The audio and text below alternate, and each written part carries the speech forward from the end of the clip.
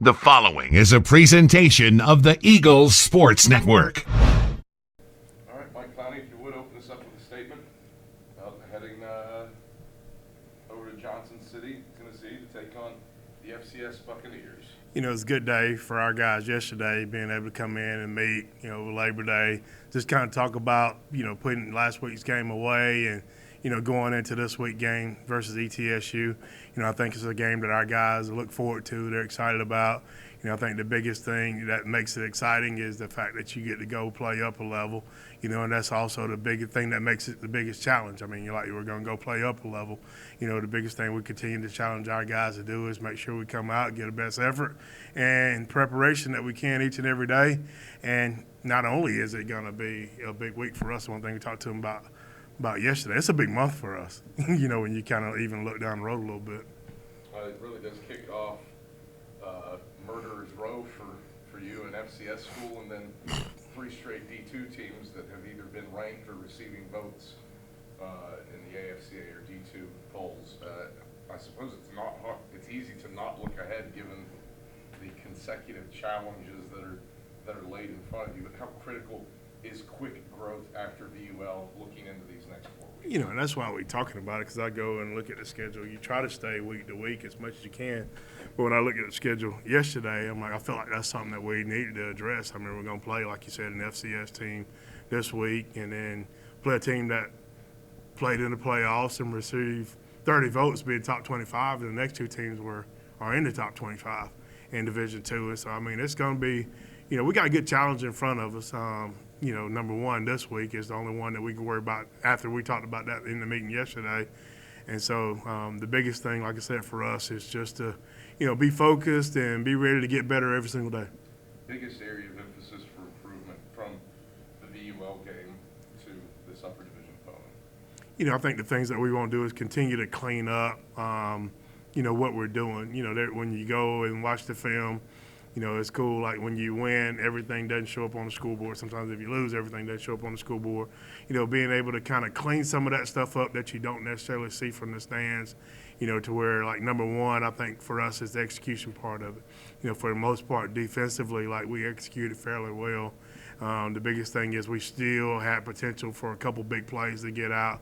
Now, the great thing was we got those guys on the ground and were able to hold VUL to a field goal.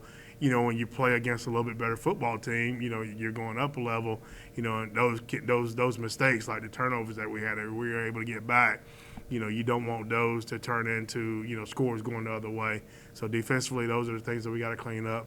Offensively, naturally, it's execution, making sure that guys know what to do, and then we can go out and execute the call as it's called without a whole lot of coaching. I think for us coaches, we want to be able to get most of the coaching done during the week, and then, on Saturday, you want guys to be ready and know what to do, on the field as far as playing. And we're still having to do a lot of coaching from the sideline on Saturday. ETSU had their quarterback dinged up against Jack State, Tyler Rydell. Maybe he plays, maybe he doesn't. What do you see from him on tape against Jack State? We've been able to see him a little bit over the last couple of years, and my guess is he'll probably show up because he's a tough kid. He's been fairly resilient for them over a long period of time, and that's not something that just kind of vanishes in the night. So I would expect him to kind of do whatever it takes to be able to get back on the field, as long as that's a possibility for him. But the big thing for him, he's just a really good athlete, solid quarterback, runs the ball well, and does a really good job of hitting people deep on the long ball. You look at what your running back room did. 9 guys all have a carry of at least 9 yards. That's something that hasn't happened for Carson-Newman football in the last decade.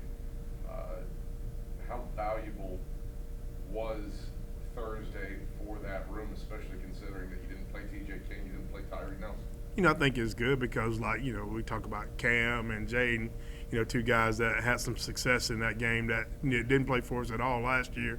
I think it's a good kickoff game for them to be able to get their feet underneath them and to see how they perform against someone else. Like, they've done well in practice, but it's always good to see it happen under the lights. And then you still got, those guys that were steady eddies for us last year with Vontae and TC taking snaps and did a really good job. And then as you get down the road, you start interjecting, Tyree back into the game plan. Jelon's been injured, played snaps late in the football game on Thursday night, so like that room we feel like is pretty deep. The biggest thing for us there is continue to work to compete every day, keeping our composure, and trusting the Lord what happens. Saw the debuts of Bryce Bevins and Julius Cobbs in the receiving corps. Cobbs obviously some familial ties to this program. Ivan Gordon's little brother, he scores a touchdown. Bevins, few passes caught. What'd you see from your wideouts week 1 and look to improve week 2? I think it was good to be able to kind of get the ball in those guys' hands. Bevins, transferring down from FCS, has had several good days of practice for us during camp, and to be able to kind of get a couple catches under his belt, we feel like he's a guy that can be a steady 80 for us. Julius, like naturally with Ivan being his brother and coming in, it was fun being able to watch him have success. You go back and you watch his high school tapes, man, like he's a kid that's fast and can run. He actually came in a little bit late, so he's kind of getting to the point to where, he understands and knows what to do a little bit better. And I think, as we continue to go along, he'll continue to work to be, a little bit more of a factor for us. Defensively for ETSU, what's the biggest success to you about the Bucks on that side of the ball? Yeah, they're big. I mean, that's the thing that you get when you go up is the size of the kids, or they're just so much bigger than what we see week in and week out. Up front on their defensive line, their linebackers are huge, and they do a great job of attacking. They play gaps.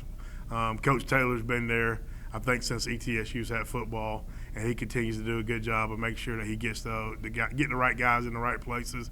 They do a great job of stopping the run, which is something that we still feel like we have to be able to find a way to do in order to be successful. Quite a few East Tennessee ties. Carl Torbush is certainly one between Carson-Newman and ETSU, obviously two-time All-American here, helped revive the program in the mid-2010s. Jake Guillermo, former offensive line coach for the Eagles, now for ETSU. Just how fun do those, and then George Quarles. I mean, if you're talking about East Tennessee football, you got to talk about one of the most successful high school coaches, not only in this region but in this country. How fun does that local geography make this matchup? To me, that's one of the biggest things that kind of brings energy to this game is just locale. Like we all kind of know and are familiar with one another. ETSU is one of those games that, is saved in my score stream. Even if we aren't playing them, just because they're close and you want to see and know how they're doing, especially when Coach Torbush was over there. I want to see what sideline he stands on is my biggest challenge for Carl. Like, where are you going to be on Saturday, Carl? Are you going to be at home with the Eagles? And we know he's significant there, but, I'm sure that'll be a little hard on him, but we do expect him to be sitting on the Eagles side. But then with George, I mean, just being able to recruit his school for years when he was at Maryville, and just the success that he had there, and just to kind of him still be here in this area, I think speaks volume just for the East Tennessee area in general. And then Jay, getting his first full-time coaching job.